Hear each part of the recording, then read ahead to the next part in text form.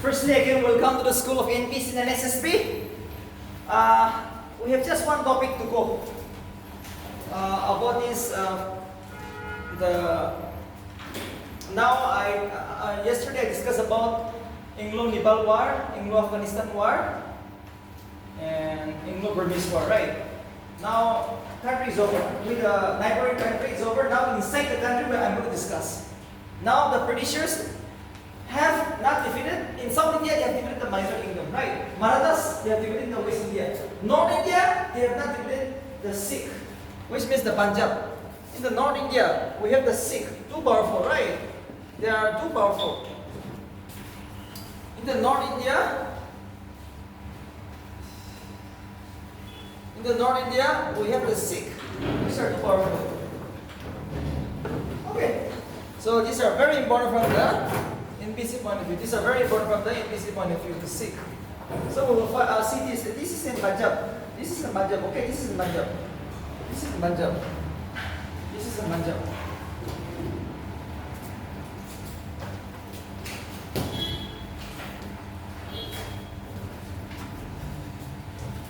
Sikh in Punjab, North India. And lastly, we will come up with the East India, Bengal. The British problem, right? So now the British is going to fight the Sikh in Punjab. So the first Anglo-Sikh War we will discuss. First Anglo-Sikh War.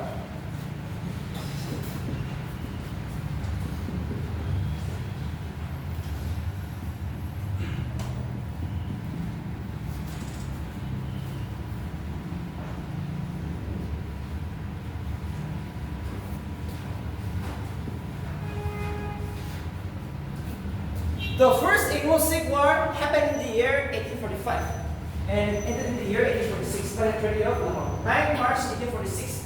The Treaty of Lahore ended the first Anglo-Sikh War. And we will see the causes. What causes the first Anglo-Sikh War? The first Anglo-Sikh War.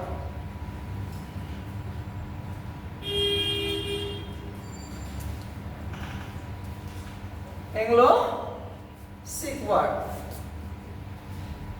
1845 to 1846, and it ended only by the Treaty of Lahore, 9 March 1846. What caused the war? There should be some reason, right? Number one, the causes of the war.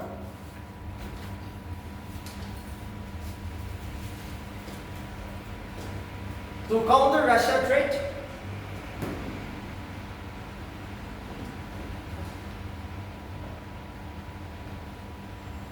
To counter Russia trade, to gain commercial benefits from the Sindh River, to gain the commercial benefits from the Sindh River, to counter Russia trade, to counter the Russian trade, Sindh River, to gain commercial benefits from the Sindh River.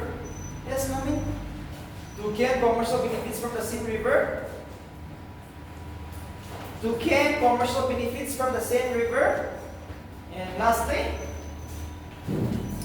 to regain the English prestige which had suffered during the first Anglo-Afghan War. To regain the English prestige, to regain the English prestige, to regain the English prestige which English had suffered during the first Afghan War. One more time. To regain the English prestige which had suffered during the first Anglo-Afghan War. That's all. Why do you want to capture this Punjab at the end of the day, right? The scene, because of this reason. So now see, the Punjabi people is never going to give you easily, right? They are very strong. The Punjab, just like the Marathas, are very strong. They will never give you very easily. So now the battle is going to be fought 1845, and it ended only in the year 1846. See, just remember, the first Anglo-Sikh War, alright, so many battles have been fought. 5 battles were fought inside the Anglo-Sikh War. That means in 5 areas. You see? Battle of Mutki, Battle of Firozshah, Battle of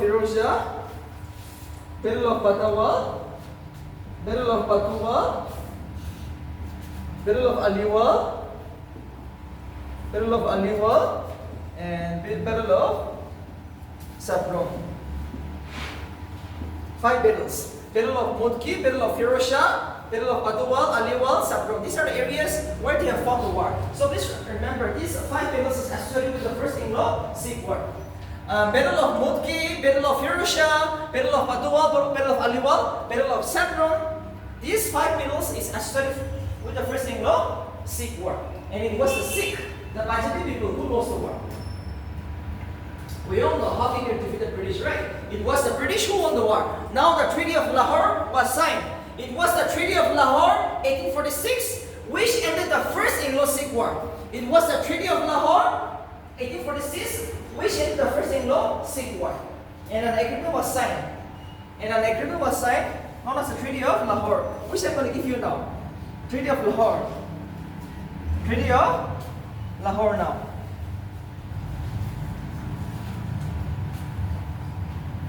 Treaty of Lahore now.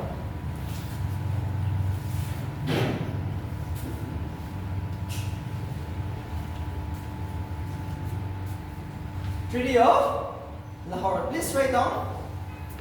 What is the Treaty of Lahore? The features of the Treaty of Lahore. Number 1.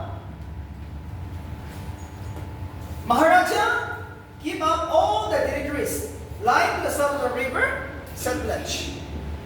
Maharaja means the ruler. Okay, who lost the war?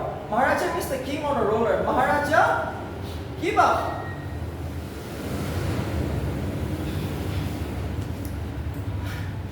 Maharaja give up all the territories laying to the south of the river Indus.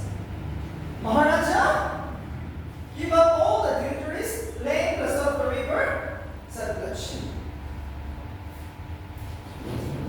Maharaja give up all the territories laying to the south of the river Satluj. Maharaja give up all the territories laying to the south of the river Satluj. The Sikh have to pay rupees 1 crore, 50 lakhs. 1.50 crore. 1 crore 50 lakhs. The Sikhs have to pay rupees 1 crore 50 lakhs. 1.5 crore as war expenditure. As war expenditure.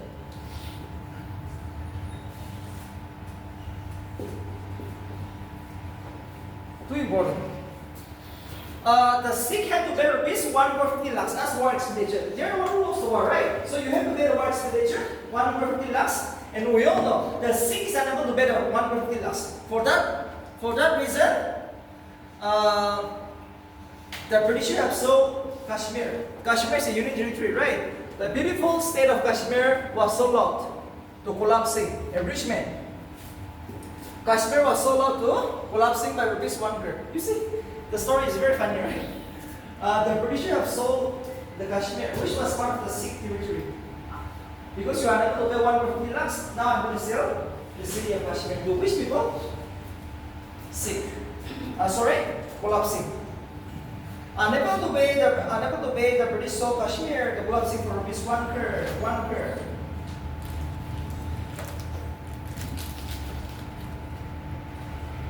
A British residence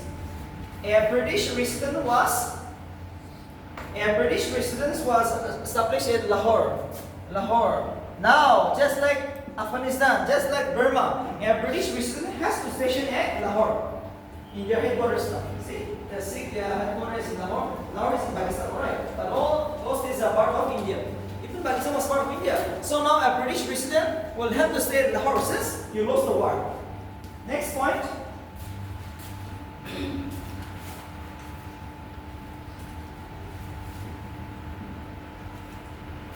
Talib Singh.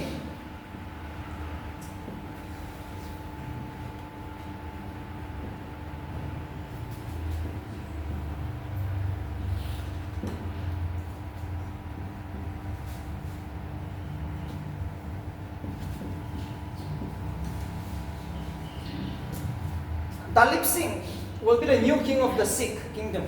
Talib Singh will be the new king of the Sikh kingdom. Talib Singh. But he was too young, so there should be a guardian. Alright, so the British have appointed Queen Tyndall as his guardian. Queen Tyndall will be the guardian of Talib Singh till Talib Singh become a mature. Dalip Singh is a very young man. Okay, he's the new king of the Punjab now. However, he is too young, so he will be under the guardianship of Queen Tindal till he become a mature. Till he become matured. And Lal Singh was appointed as the Wazir Prime Minister. And Lal Singh was appointed as the Wazir, which means the Prime Minister. Too important. Lal Singh was appointed as the Wazir. Wazir means the Prime Minister. Wazir means just like an advisor. Okay. Lal Singh was appointed as the Wazir. Just like an advisor. Wazir. That's all. That's all.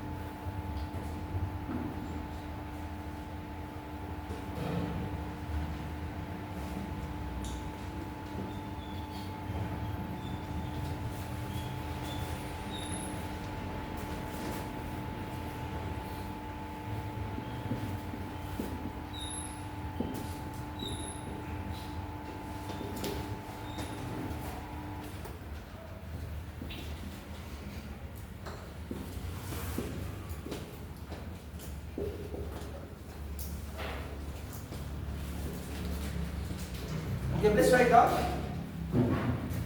Treaty of Lahore. On 22nd December 1846, the Treaty of Lahore was signed. On 22nd December 1846, the Treaty of Lahore was signed. The Sikh were not satisfied with the Treaty of Lahore, so they have come up with another treaty known as Treaty of Firewall. Same with the British. Okay. On 22nd December 1846, the Treaty of Firewall was signed between the English and the Sikh again. Alright. So let's see what is Treaty of Firewall 1846. Rani Jindal, guardianship. Rani Jindal or Queen Jindal was the guardian, right, under the Treaty of Lahore. That was struck off. Rani Jindal guardianship was stopped and she was pensioned off. Under this treaty, Rani Jindal guardianship was ended, stopped, and she was pensioned off. She was given the pension.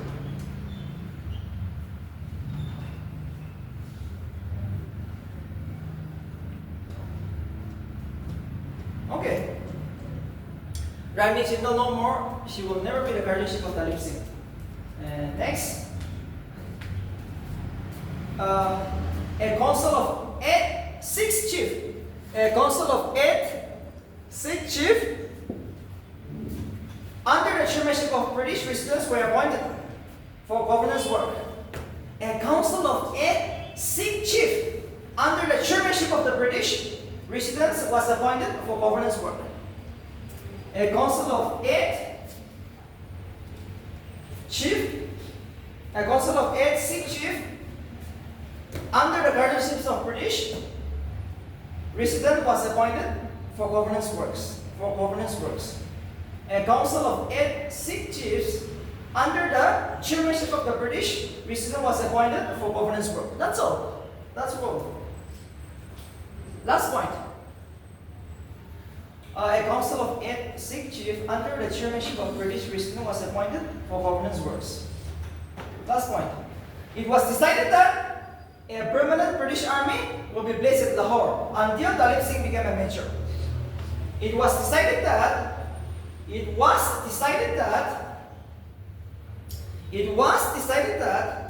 a permanent British army will be placed at Lahore until Dalip Singh became a major. It was decided that a permanent British army will be placed at Lahore until Talib Singh became a major. It was decided that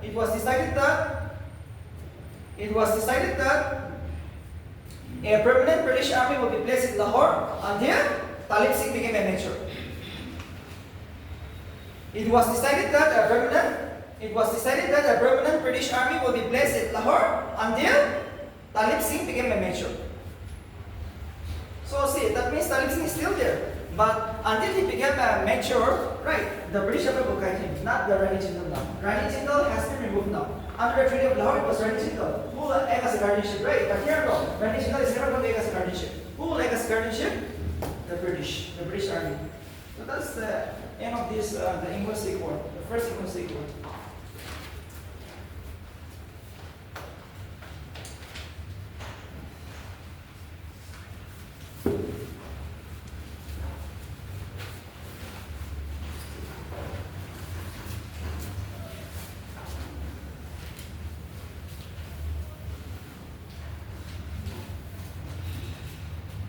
Second Anglo-Sikh War.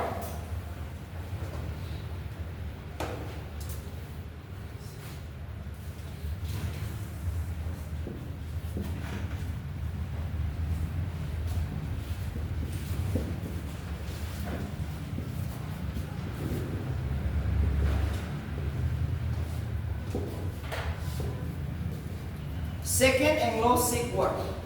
Second Anglo-Sikh War, 1848. And it ended the year 1849. This is the last war. Okay, this is the last war. Second Anglo-Sikh War.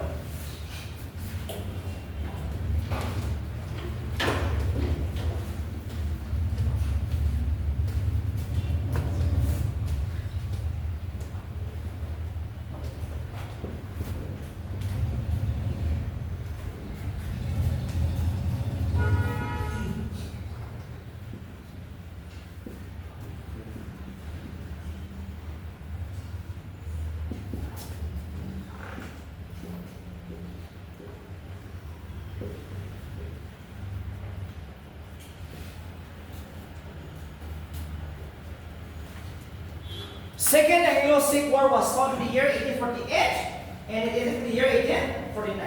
What was the reason? What was the cause of the war? Anderson and Vance Agnew. These are the two British officers, army officers, right? These are the two British army officers which was killed by the Sikh. For that reason, Lord Dalhousie, the new Governor General of India, has declared the war on the Sikh and completely captured the city of Punjab. Completely destroyed now. Now the Sikh kingdom has been captured now. Completely the same Anglo-Sikh War. 1849 ended. On 22nd March 1849, Lord Dalhousie officially declared the war and he captured the city of Punjab. No more Sikh now. Every Punjab kingdom, North India comes under the control of British now. Automatically, North India comes under his control now. Why does the war occur? Two Britishers were killed. Vance, Agnew, and Anderson. Two British army officers were killed. That is the immediate cause of the war. That's all. And because of this reason, on 22nd March 1849, Lord Dalhousie, the new Governor General of India, declared a war and he captured the city of Punjab.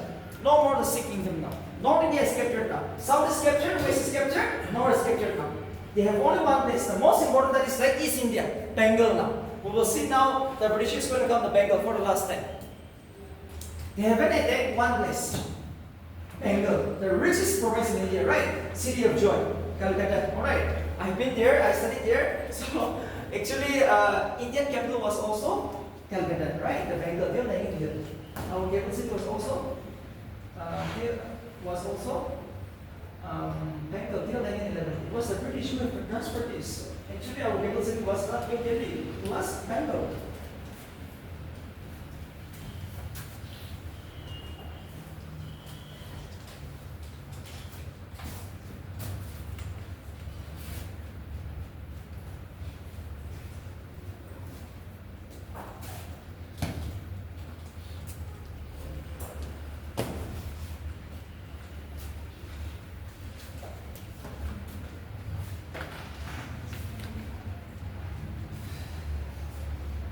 So the second Anglo-Sikh War, right, is associated with 3 battles. Just write down here. In this can ask you this way. Which this battle is associated with which one? So second Anglo-Sikh War is associated with 3 battles. Battle of Ramnagar. Battle of Ramnagar. Battle of Ramnagar. 22nd November 1848. Battle of Ramnagar. Battle of Jallianwala. Battle of Jallianwala. 13 January 1849.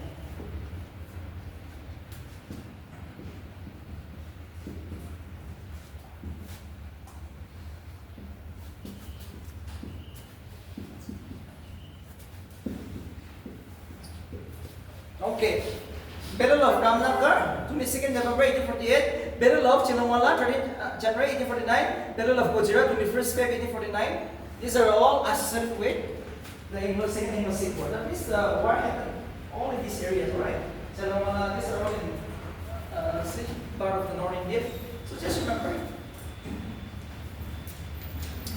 Battle of Ramnagar, Battle of Ramnagar, Battle of Jallianwala, Battle of Gujarat. All this is associated with the Second Anglo-Sikh War.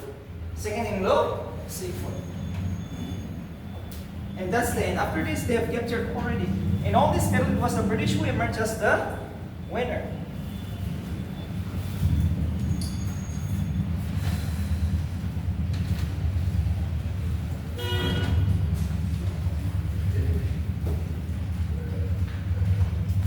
And the city of Sindh, right? Sindh, it's in Punjab, it's in Pakistan, was captured in the year 1843. 82, important.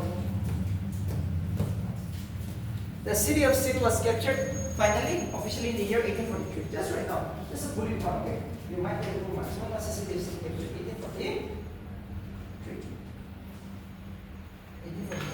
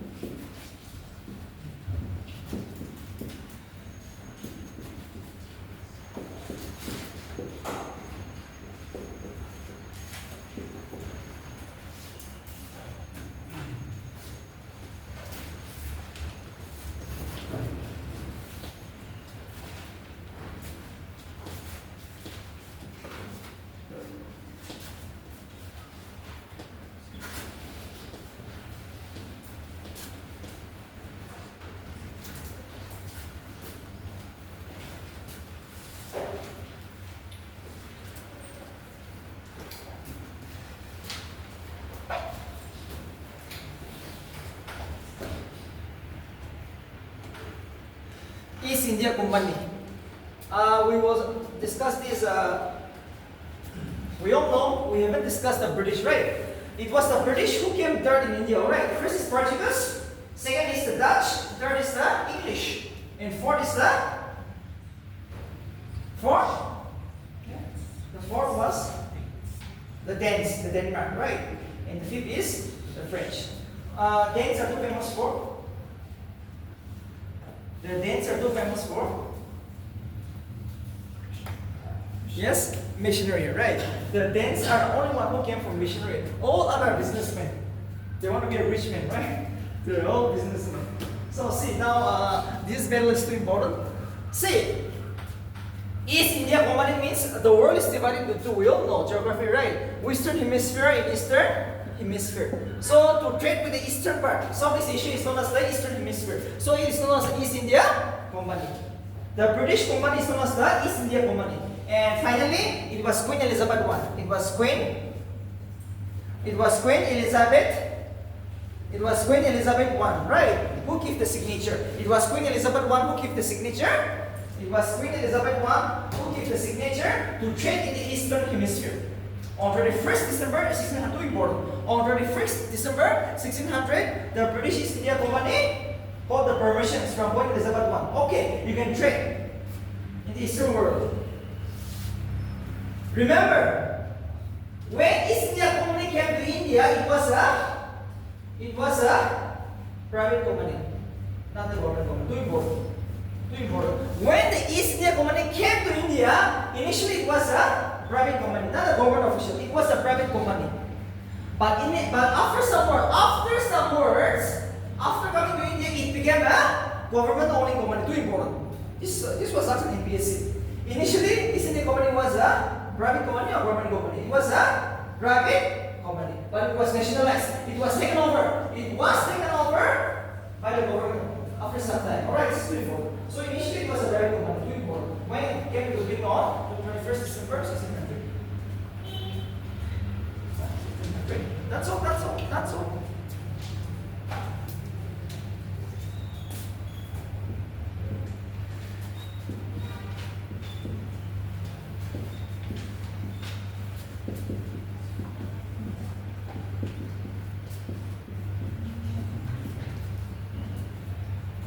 John Melton Hall is the first British man to come to India. Let's write it down. This might be us.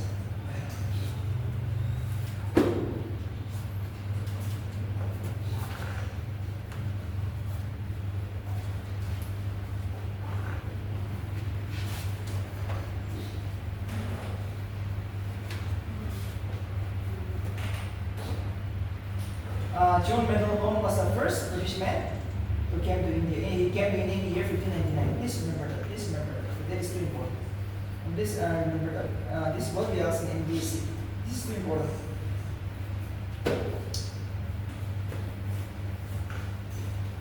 In 1599, John Melton Hall, a British explorer, was the first visitor to India.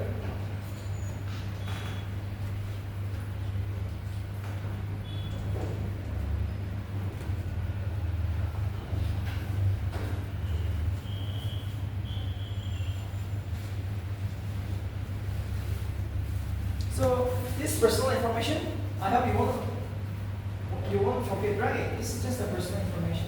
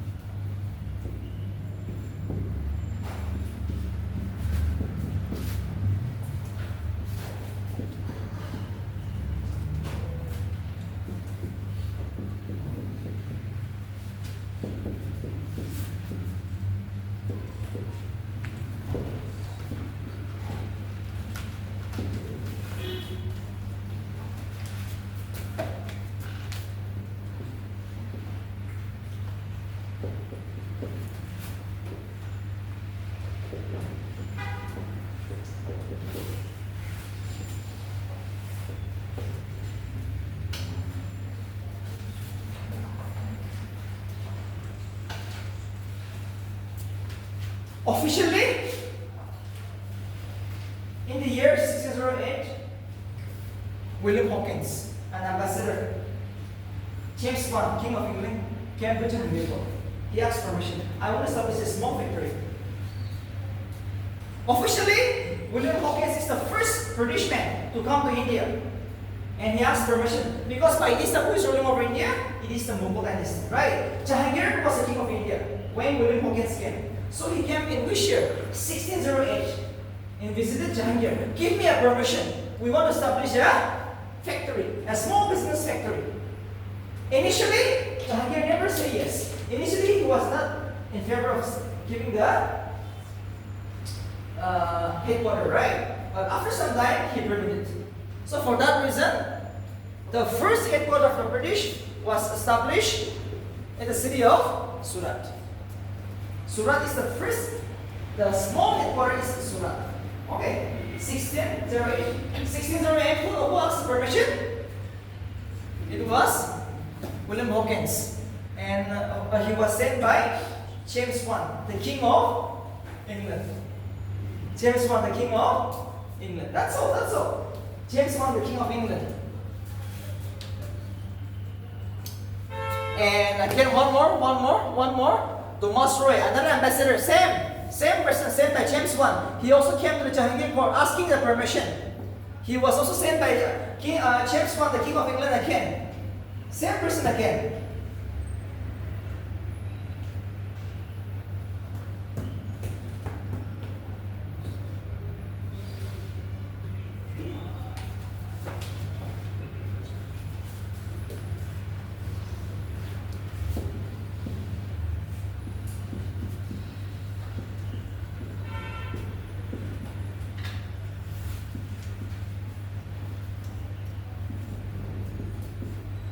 it is like this.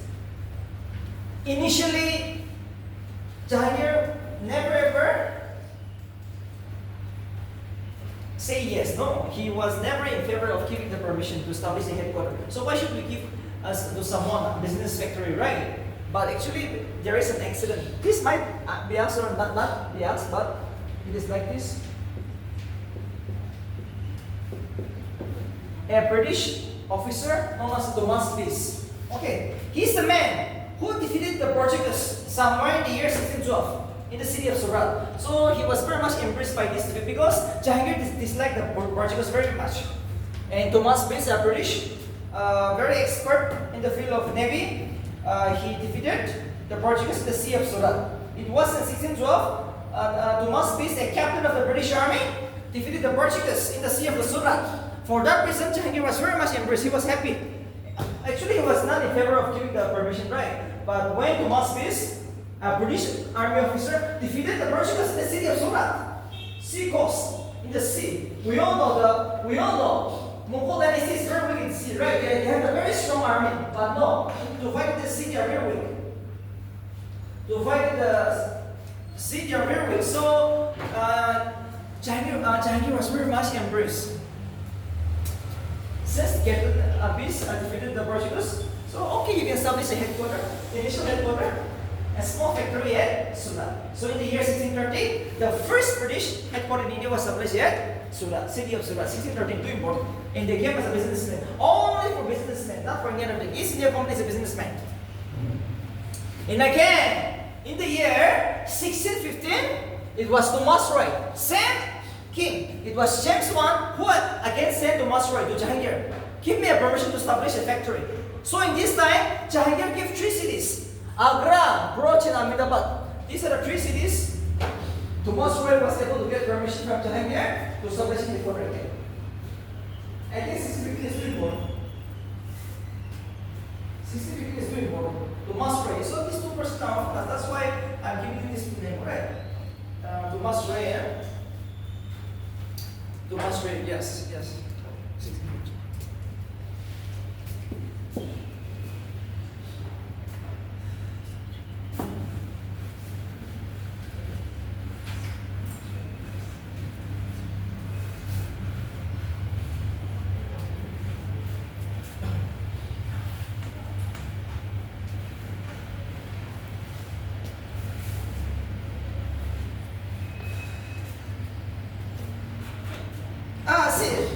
So many things are there, but this is not that important from the MBC point of view. Okay, I want you to know this whole entire story because you are not here to be writing the decree notes. No, I will just jump up, okay, so that the question becomes too easy.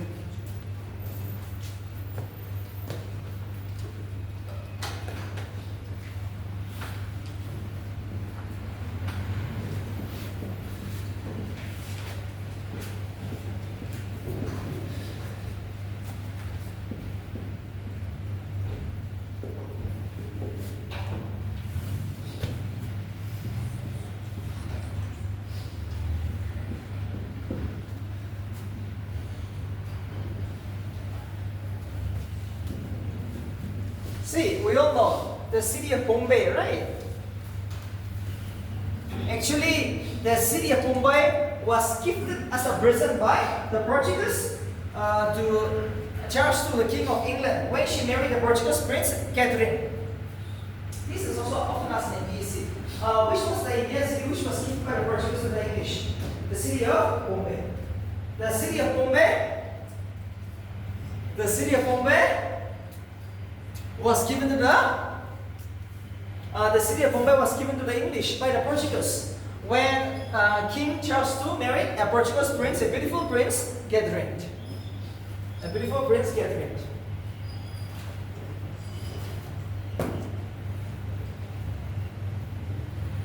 That's all.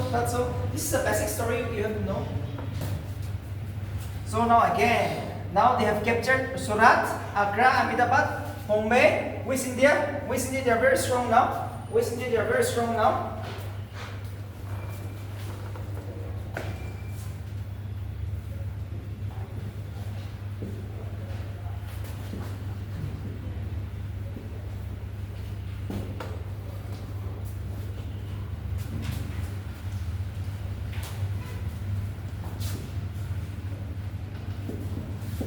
See, the date is very controversy.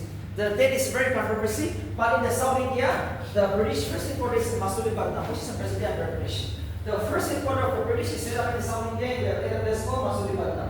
Masulipatam is under British. The date is very controversy. So I'm not giving the date, okay? I'm not giving the date. When it was established, the date is very controversy, but remember, easy will ask you. Where was the first British headquarters in the South India established? It is Masulipatam.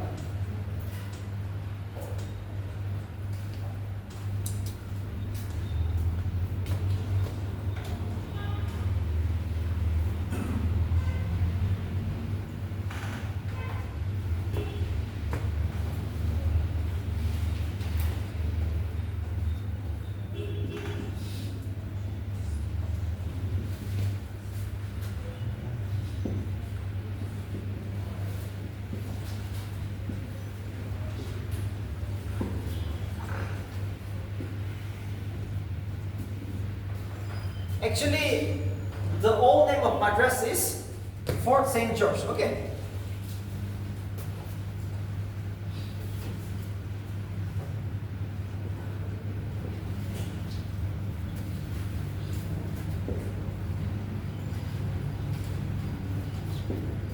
Alright. What is the old name of Madras? Fort St. George. Today it is known as Madras, right? Today it is known as the Chennai. This time again the name is mentioned to Chennai, but before Madras is known as Fort St. George. So Masulipatam was replaced by Madras as the headquarters of the British in South India. When the ruler of Chandragiri gave the city to the British, too important. The city of Madras. The city of Madras was handed over to the British by the ruler of Chandragiri. Ruler of Chandragiri. See, with small amounts of money they are selling off. Every king needs money, right? So in terms of pounds, they are selling the Indian city. See, very cheap, no? The Indians are very poor, so they are selling their city. So the ruler of Chandragiri again allowed Madras, which means Fort St. George, to the English to build a factory. Okay, you can establish a business out there. So again, the British have shifted the headquarters. Actually, Masulipatam is under British, but again they have shifted it to Madras, Tamil Nadu. Again they have shifted the headquarters to Tamil Nadu. And the place is known as Madras, but today it is known as Chennai. And those days during the British time it is known as Fort St. George. Three names, okay, three names, too important. These all names is going to be us. All names are too important. Madras, Fort St. George, yeah? Now it's Chennai.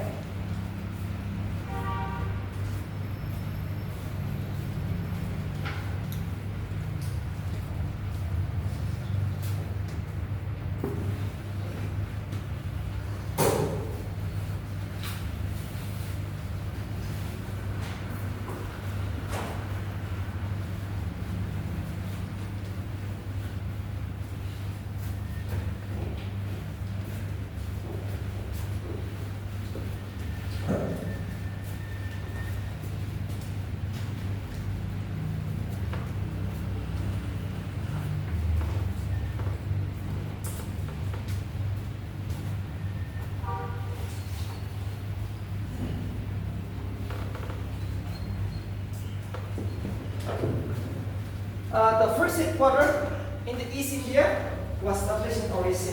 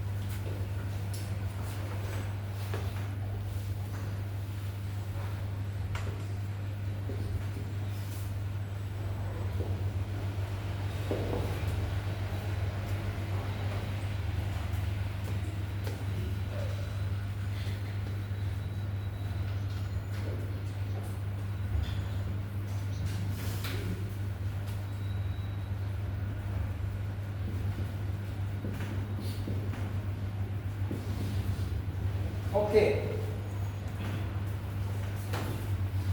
Sultanate, Kopinpur, Kalikata. Kalikata means present-day Calcutta. Okay.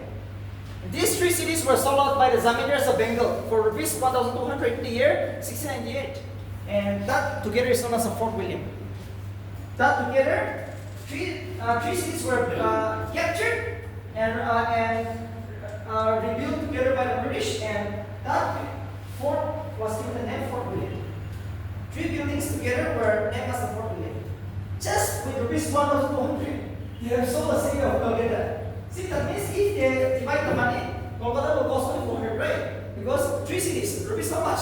1,200. Kalikata, Sultanate, Kopinpur. Kalikata, Sultanate, Kopinpur.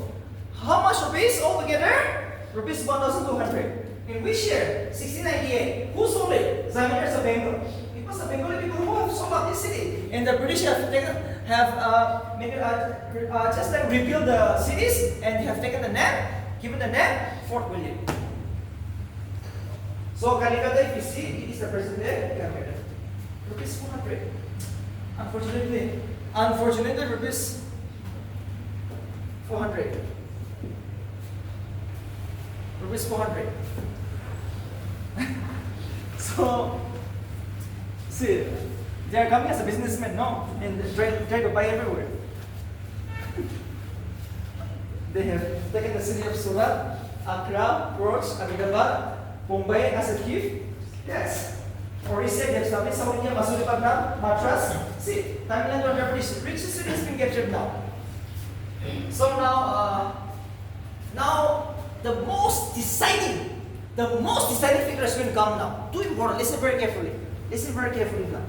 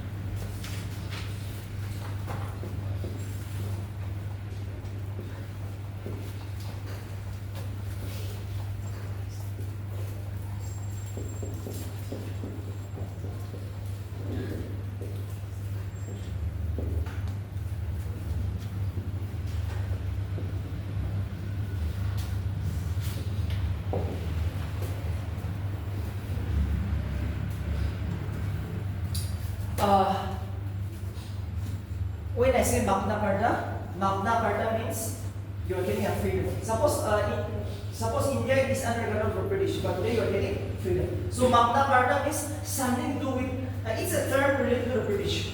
Okay, British also got independent from someone. So Magna Carta means today you are getting freedom. Like that, the Britishers in India also got a kind of a freedom. What kind of a freedom? Magna Carta in India. For the first time, the Britishers got the permission to establish factories in three cities: Bengal, Gujarat, Hyderabad. Three richest Indian cities in India. They got the license to establish the factory. From whom? Farrukhshiar. Farrukhshiar is the king of the Mughals. Remember, by now it is the Mughals who is ruling over India. Even though they are weak, it is the Mughal who is ruling over India. When the British are coming slowly. So it was Farrukhshiar, who was the king of England, who was the king of the Mughals, who gave permission to John Sherman, who was an ambassador, who was an official ambassador from England. John Sherman as an ambassador visited Farrukhshiar, and Farrukhshiar happily accepted, okay, you pay me some taxes, and you can treat freely in three Indian cities: Bengal, Gujarat, and Hyderabad. So what more you need now? You just need the battle now. Alright, so this is how the Britishers is getting this Magna Carta. Magna Carta means just kind of independent. From today I'm going to do a business license, I got a license freely in three Indian richest cities: Bengal, Gujarat, and Hyderabad. Today also the same thing. if you can capture Bengal, Gujarat, Hyderabad, and Bombay is given to you, what more you need? Yes or no? See, any country, if they have to attack India, they have to attack these cities. If they have to attack these cities, Indian cities, they will attack first Bombay, the financial capital, Bengal, the business capital. Yes, Hyderabad, the technology capital. You see, and Gujarat is a business hub, manufacturing hub. That's all. That's all. So this is known as the Magna Carta in the history of the British rule in India. Magna Carta. They are getting a freedom to trade freely. Magna Carta, 1715. 1715. Please remember this. After this, they have to fight for the last time in the East India, known as the Battle of Plassey and Battle of Boxer, which will end up after the break. 50 minutes break. Okay, we will have a 50 minutes break. We will have a 50 minutes break.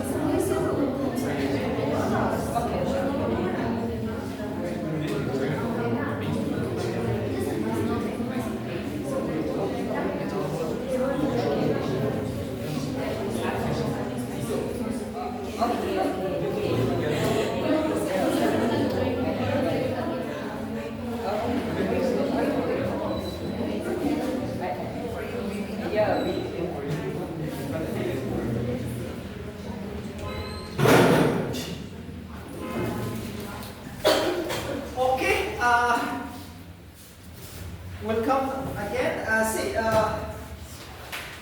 we have just two battles. Okay, after we will stop with it. Right. Now we all know the Britishers has captured North India, West India, South India, but not yet East India. The most important city, the city of Bengal. 60% of the Indian trade, 60% of the Indian trade comes from Bengal. And they want to capture this. It's a land of business. Kolkata is the land of business. I've been there, right? This is the land of business. If you can capture Bengal, you can capture the entire India. Because you have the money in power, just like Dimapur. Yes, in Nagaland, one city will capture is Dimapur. So next time in India, Bengal is the richest province, the state during those days. So now the Britishers is going to fight the battle. They are going to fight two battles. And that will lead to the establishment of the British rule in India directly today.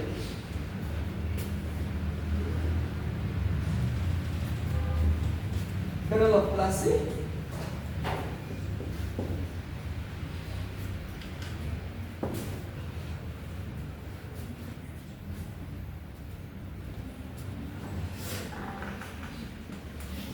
Battle of Boxer.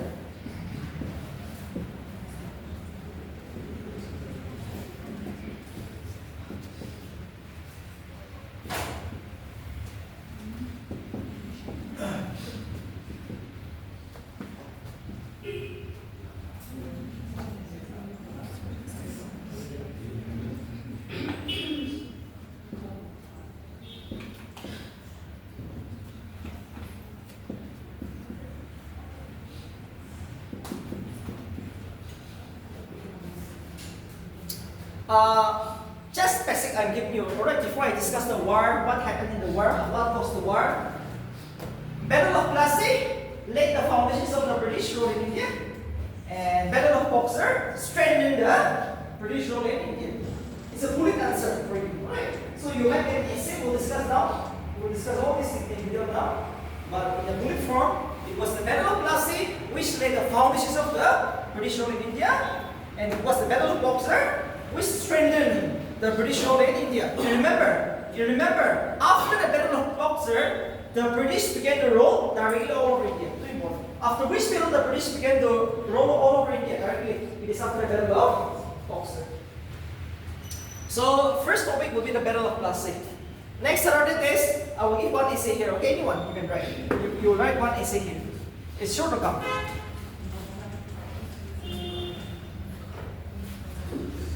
Battle of Plassey.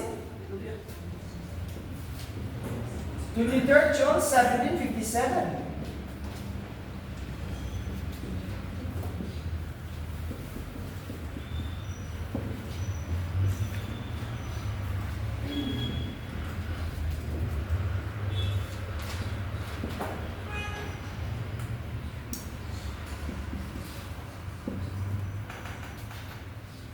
Siraj-ud-Dawla, Nawab of Bengal. Nawab of Bengal. Very important from the APC point of view. The Battle of Plassey was fought between Robert Clive, the British, and Siraj-ud-Dawla, the Nawab of Bengal, on 23rd June 1757. Plassey is in Bengal, right? It's in Bengal. It's a war, it's direct war now. The Battle of Plassey was fought from the APC point of view. Just remember all this. No need to study all the things. It will take 1 week. The Battle of Plassey was fought between Robert Clive, the British. He was the governor of Bengal. In that time, he was the governor of Bengal. Governor of Bengal, Robert Clive. The English was led by Robert Clive, and the Indians was led by Siraj-ud-Dawla. And who is this Siraj-ud-Dawla? It's a Nawab of Bengal, king of Bengal. So this is the war. And now we will see what caused the war. The war was fought on 23rd June 1757. What caused the war?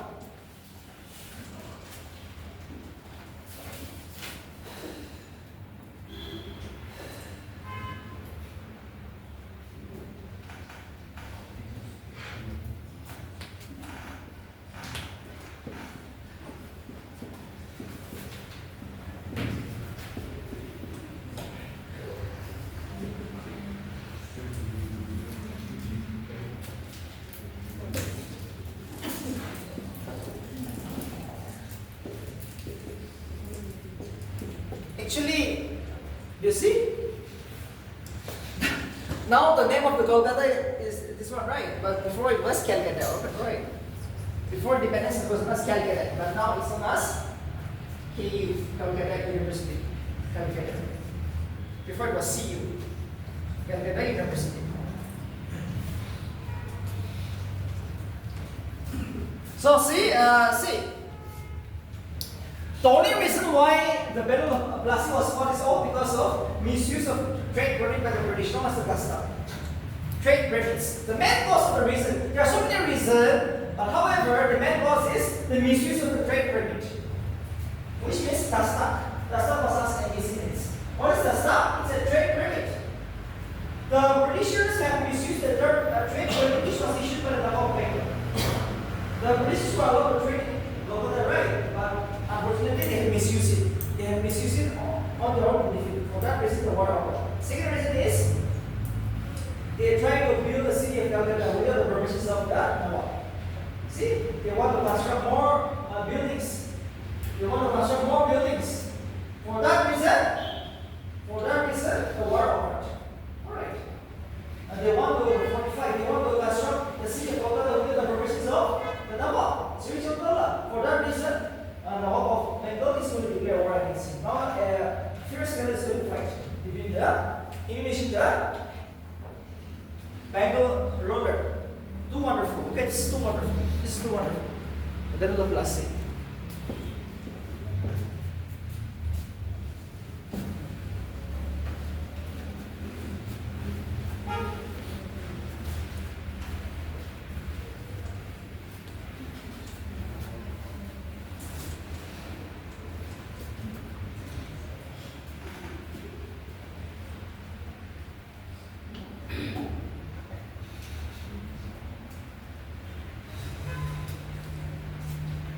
I've been telling you, the British are very clear. They will never fight at the airport. Okay? They will never fight at the airport. They will make an alliance with someone before they go to war. That is why now the number of Bengal's ratio of Tawla is going to be defeated very easily. Just see the situation.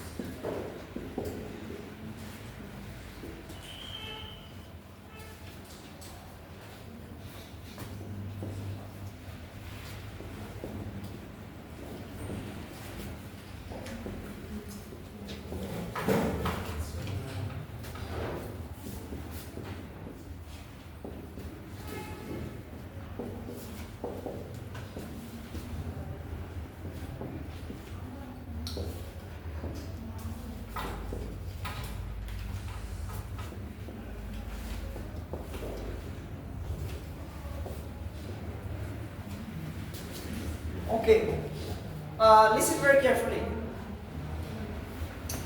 Mir Jafar is the commander of Siraj Uddaula. You can say army chief. Who is the head of the army of Nawab of Bengal Siraj Uddaula? It is Mir Jafar. Mir Jafar is the commander of Siraj Uddaula. Okay, Mir Jafar is the army commander of Siraj Uddaula.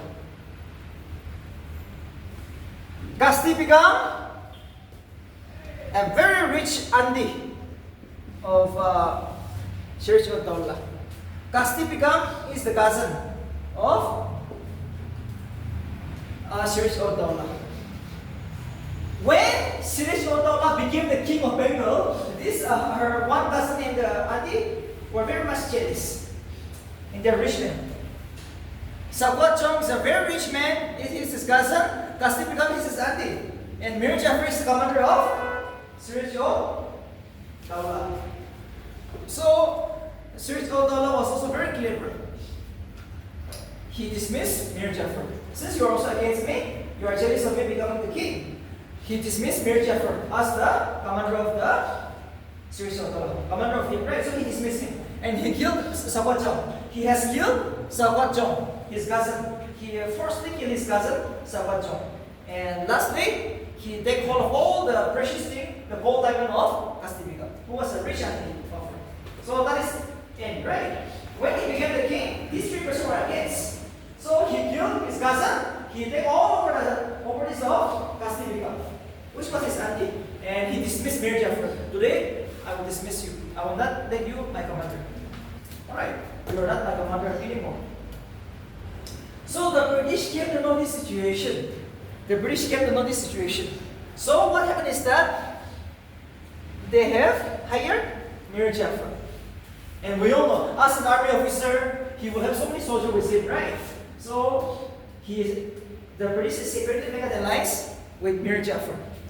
Along with this one. These two are one of the richest men in Bengal. Banker, businessman, wealthy person. Businessman, alright? They can go with anyone. For them, know about my mom and dad, not about my country. I won't be a rich man, that's all. So, Jagat Singh or Mir Chand? Jagat Singh and Mir Chand are two rich men from Bengal. So, the British have made a secret alliance with these people. Okay, after the war, you can do business whatever you like, but you have to support me. So they make hold of Mir Jafar. They hired these two persons, and again, it's a rich noble. It's a rich noble again. And who is against Shirishwar-Dawla? Raitullah is also a noble, a rich man. All right, he's also against Shirishwar-Dawla. So they made a secret alliance with these four persons: Raitullah, Jagat Singh, Mir Chand, and Mir Jafar. After the battle, who is to be the new ruler of Bengal? Mir Jafar. The British have promised to Mir Jafar, you be the next ruler of Bengal after the war. And you should kill Shirishwar-Dawla. So the question, NPC man's question will be in this way. The battle of Plassey was won before it was fought. It is true. Because before the war, they made the alliance. Rich man to rich man, Jagat Singh or Mir Chand, you can do business whatever you like in Bengal after the war. And please support me. And they say yes. And Mir Jafar was promised to be the new king of Bengal after the war. And lastly, Raitullah was also promised so many good things as a noble. He was also very, just like, who also works with Shirishwar-Dawla. He was like a military officer. And both of them sided with the British. So remember, the Shirishwar-Dawla, you see? Shirishwar-Dawla has a soldier of 50,000. 50,000 soldiers. But the British were only around 3,000. Only around 3,000 soldiers. The Britishers have defeated Shirishwar-Dawla, who has an army of around 50,000. He is fighting in his own city. But easily was killed by the British. Robert Clive. It was Robert Clive who won the war. But inside, who fought the war? Mir Jafar.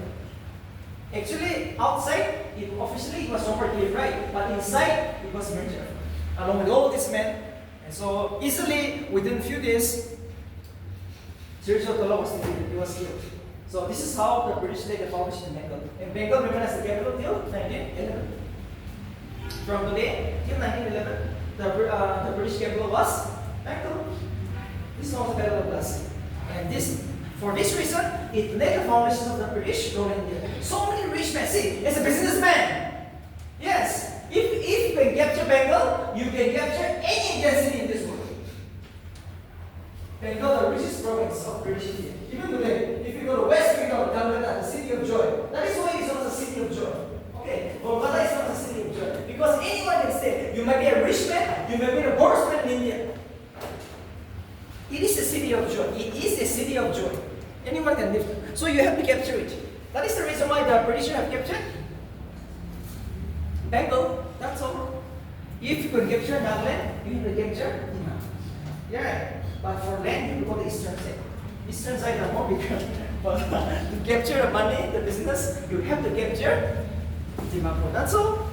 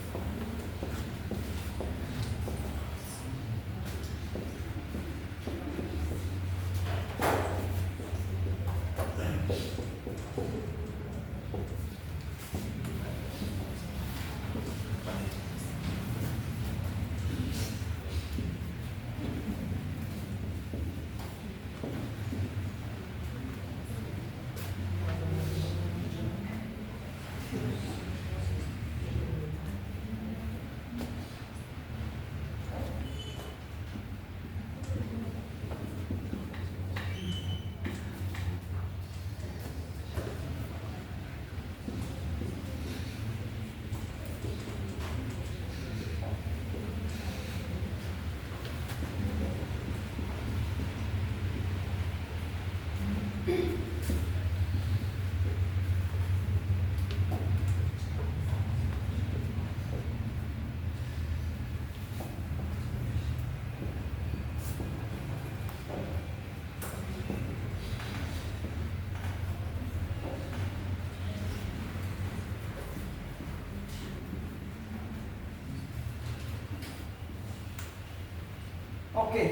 the last topic for today will be the Battle of Boxer. The Battle of Boxer.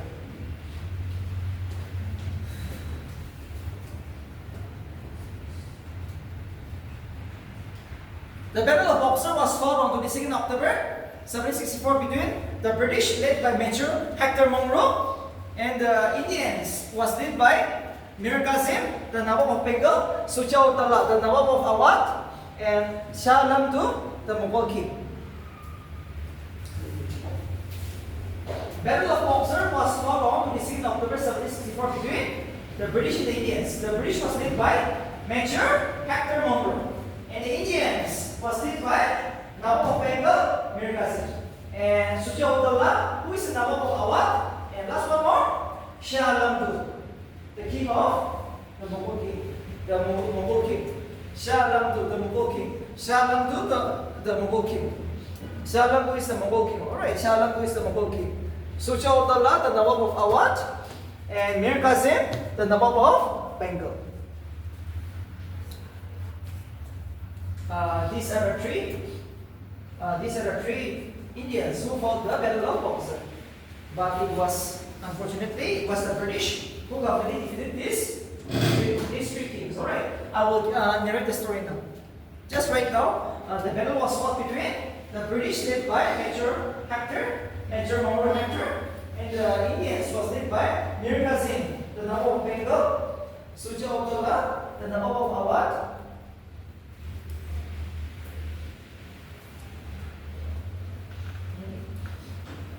Nawab of Bengal, you can write Mir Kazim. His name is Mir Kazim. And Nawab of Awadh, Suchautala, Nawab of Awadh, Suchautala, yes. And Shah Alam II is the Mughal king. Shah Alam II is the Mughal king. This is the last battle. This is the last battle the British fought. After this, now they are going to roll all over again. Alright, after this battle. So we'll see what happened. What is the cause of the war?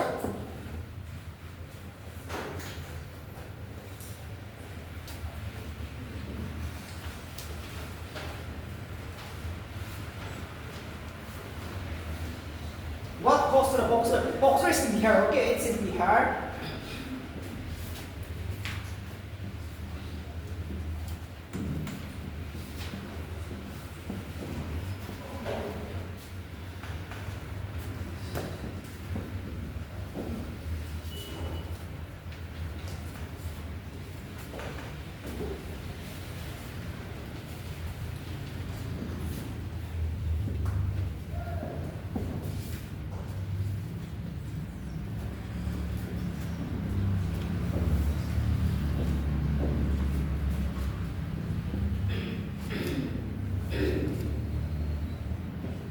The story is like this.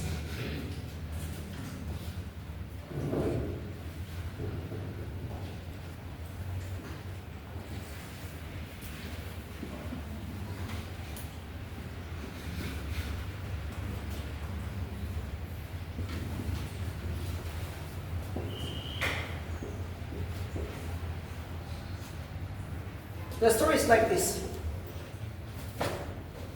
We all know, after the Battle of Plassey, who became the king of Bengal? Mir Jafar. Mir Jafar, right? Mir Jafar became the king. After Mir Jafar died, his son Miran became the king. That is the true one. But after the death of Miran, a war broke out. There are two persons who wants to be the king of Bengal. There are two persons. After the death of Miran, Miran has a son who should be the real person to replace him. But there is a son-in-law of Mir Jafar, who is known as Mir Kazim. Mir Kazim is not the right person because he is a son-in-law of Mir Jafar. But the Britishers has made a secret alliance with him. You be the new king. So Mir Kazim became the new king of Bengal. But who should be the new king? Miran's son. Miran's son should become the new king, right? But by force, it was the British who supported Mir Qasim to be the new king of the Bengal. Britishers feel like if we appoint Mir Qasim, he will pay us more revenue. He will give us more revenue, taxes. But Mir Qasim was very clever. He was very skillful. He was very professional. He is very powerful. He is very skillful. That is the reason why he transferred his capital city from Bengal to Mongol. Slowly, he transferred his capital city to Mongol. Mongol, which is in present-day Bihar. From Bengal, he transferred his capital city. You see?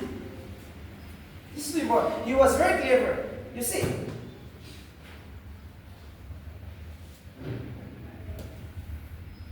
And he stopped paying taxes revenue to the British.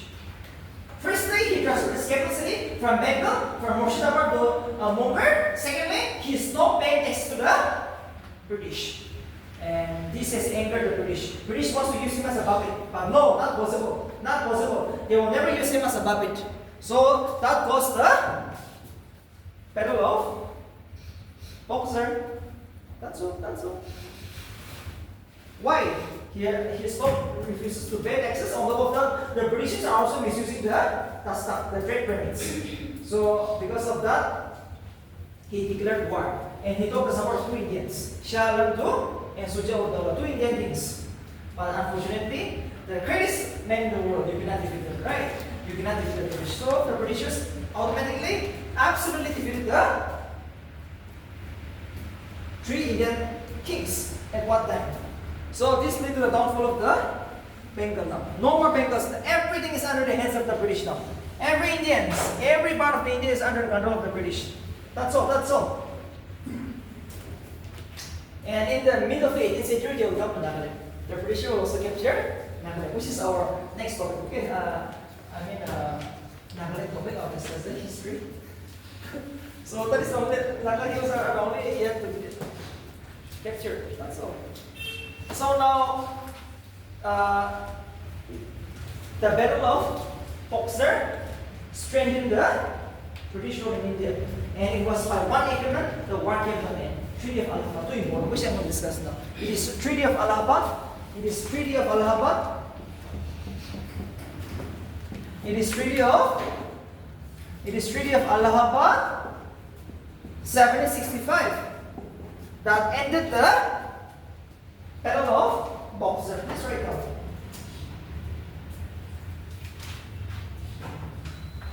It was the Treaty of Allahabad that ended the Battle of Boxer. The Treaty of Allahabad was signed in the year 1765. In August 1765, the Treaty of Allahabad was signed. Okay, please write down. We will see what is all about this agreement. Treaty of Allahabad.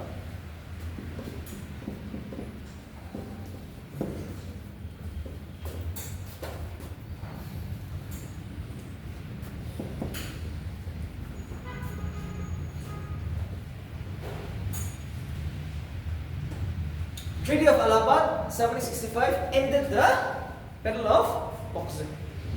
Okay, so now, since now the Britishers is going to sign an agreement with the Indian, let's write down.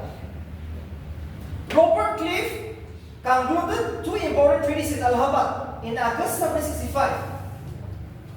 Robert Clive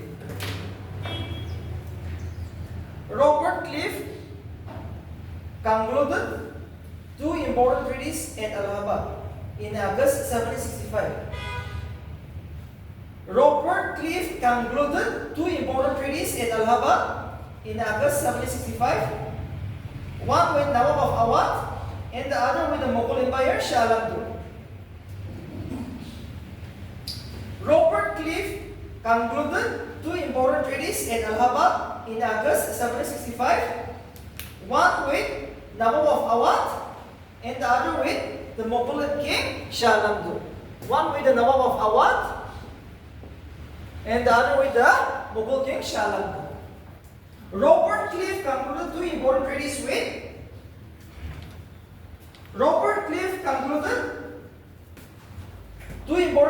at Allahabad in August 1765. One with Nawab of Awadh and the other with the Mughal king Shah Alam. Okay, first is with the Nawab Sajauddaulah, which is the Nawab king, Awadh king, right?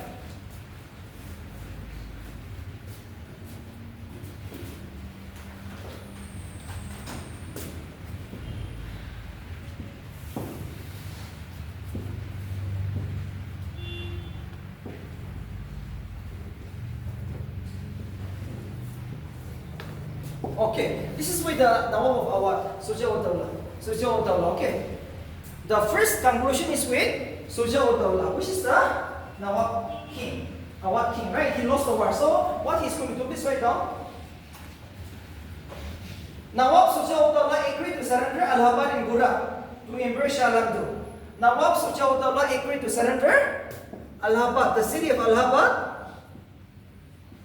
and one more city, Gura. These are all in Uttar Pradesh.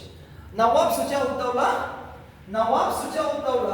agreed to surrender Allahabad and Gura to Emperor Shah Alam, to Empire or to King Shah Alam, or the Mughal king Shah Alam.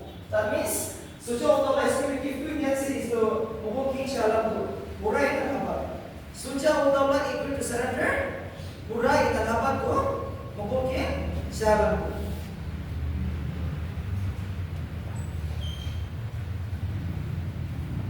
Allahabad and Gura, G-U-R-A, to Shah Alam II. Second point, he has to pay rupees 5 lakhs, 50 lakhs to the company as war expenditure. Since he also participated in the war and he lost the war, right? So Sajauddaulah has to pay rupees 50 lakhs as war expenditure. It's a huge one. He has to pay rupees 50 lakhs as war expenditure. And number 3, Chief Balwant Singh.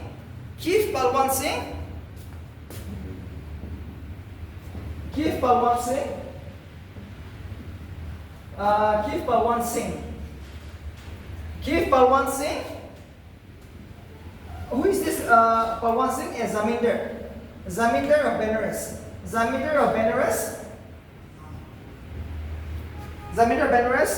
Full possessions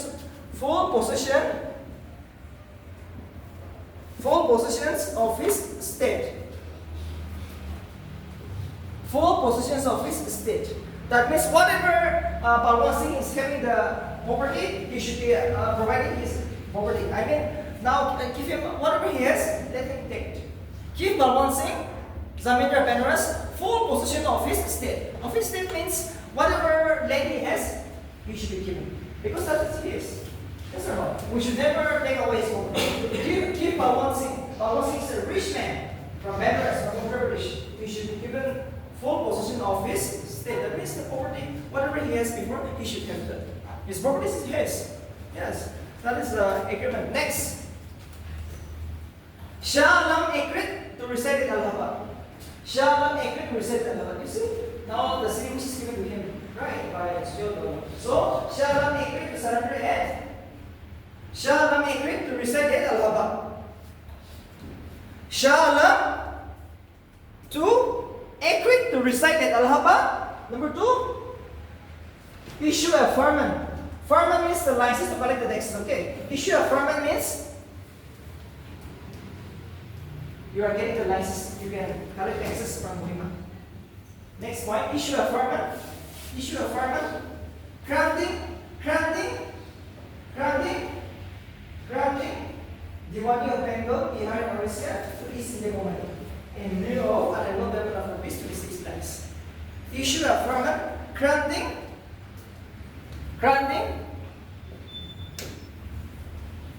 Diwali.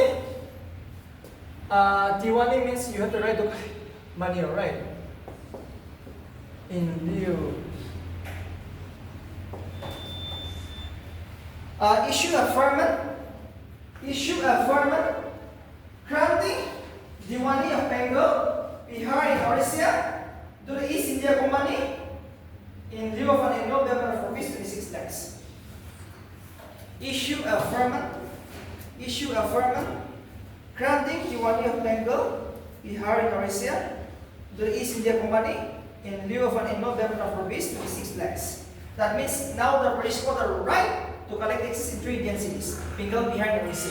And they have to pay just rupees 26 lakhs per year. Apart from that, every other business taxes they obtain. Just pay rupees 26 lakhs to the Indians. After that, you can trade freely, you can collect taxes in 3 Indian cities. Too important. This is too important. 3 Indian cities, Bengal, Bihar, and Orissa. Issue a firman.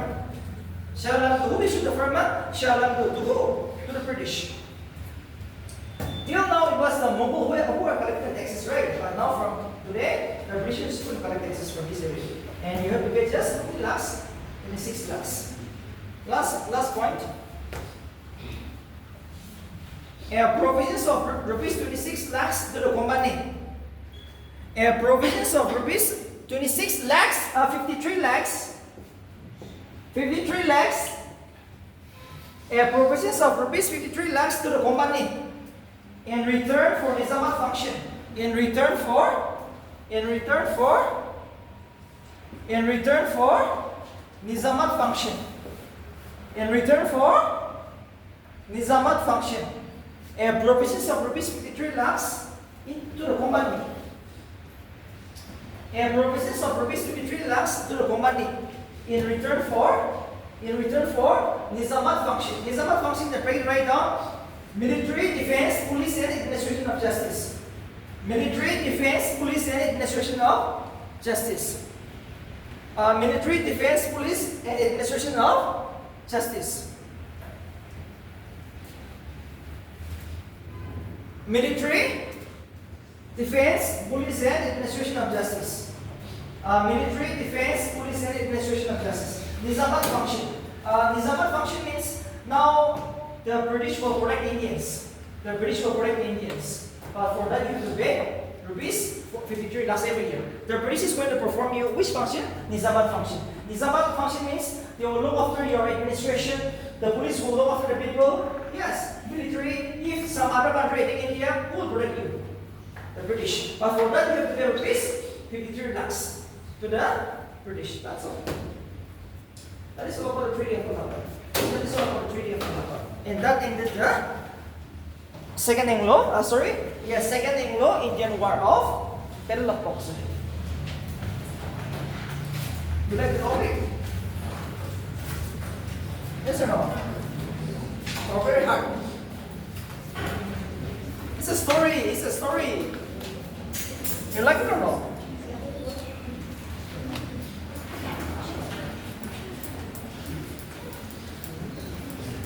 We'll stop here for today. Okay. You have to study now. It's solved now. It is solved now. From 3 you can start. You all now, you reach by 1, 2 hours you can stick whole day. And from 3 to 5, 3:30 to 5:30, 2 hours. You will have to study 2 hours. You will have to study 2 hours. Okay. Or else you're never going to get this job. 2 hours you can study at home now. And evening, 2 hours. Evening, 2 hours. 7 to 9. Morning, 6 to 8. Morning, 6 to 8. 2 hours. 6 hours at home. Here, 2 hours. In 2 hours, we'll give it just one question. Just one question. You need 40. We have 40. You need 40. Out of 100, 40. Because the question is going to be very tough. And this question is going to be very critical, conceptual, analytical. So far, I have tested you 2 times, right? This is the beginning. This is the foundation. The exam is going to be one step harder than this one. So we will make the harder one, but not this one. From September, August, it will be somewhat easy, moderate one. From September, I will give you the toughest one. In October, you will see the real exam, right? October will give you a break. Okay, October, after October first week, we will give you a break.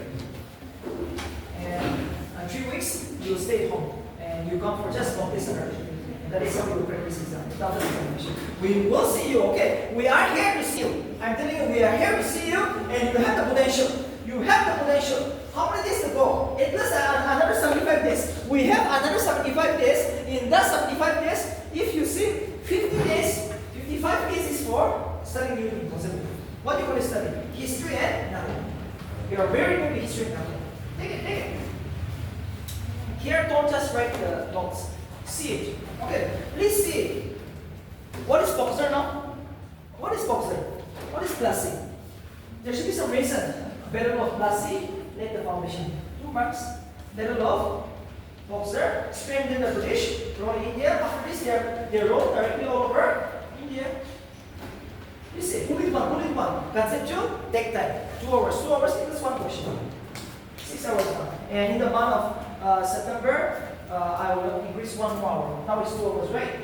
3 hours. We'll make it 3 hours. That will be right. 3 hours maximum. Not possible. Okay, 3 hours is the only maximum. 4 hours is too much. 4 is too much. That is too much. 4 hours is too much because it's competition. It's not like the other example. 3 hours is maximum.